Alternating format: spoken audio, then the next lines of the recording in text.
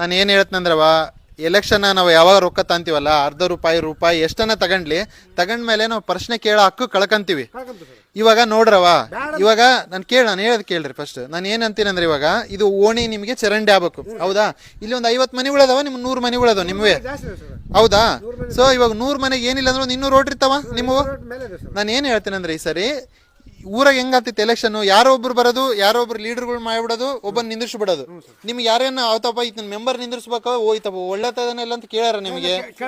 ನಾನು ಅದಕ್ಕೆ ಸರ್ ನಾನು ಏನ್ ಹೇಳ್ತೇನೆ ಅಂದ್ರೆ, ಊರಾಗ ಹುಡುಗರೆಲ್ಲ ಏನ್ ಅನ್ಕೊಂಡಿವಿ ಸರಿ, ರೊಕ್ಕ ಇಲ್ಲಂಗ ಎಲೆಕ್ಷನ್ ಮಾಡ್ಬೇಕು.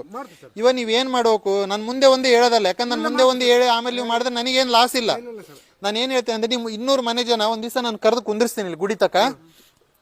ನೀವು ಎಲ್ಲರೂ ಸೇರಿ ನಿಮ್ಮ 200 ಮನೆಗೆ ಯಾರಪ್ಪ ಒಬ್ಬತ್ತು ಒಳ್ಳೆತ ಆತನ ಮುಂದೆ ತಂದು ನಿಂದಿರ್ಸ್ರಿ. ನೋಡಪ್ಪ ರಾಮಪ್ಪ, ನಿನ್ನ ನಿಂದಿರ್ಸ್ತಿದೀವಿ, ನಾವು ರೂಪಾಯಿ ತಾಂಬಕಲ್ಲ, ಒಂದು ಸೀರೆ ಬೇಡ, ಕುಕ್ಕರ್ ಬೇಡ, ಏನು ಬೇಡ, ನಾವು ನಿನ್ನ ನಿಂದಿರ್ಸ್ತೀವಿ, ನಮ್ಮ ಕೆಲಸ ಏನೈತಿ ನೀನು ಮಾಡಿಕೊಡ್ಬೇಕಪ್ಪ. ಇದು ಮಾಡ್ತಾರ ಸರ್ ನೀವು?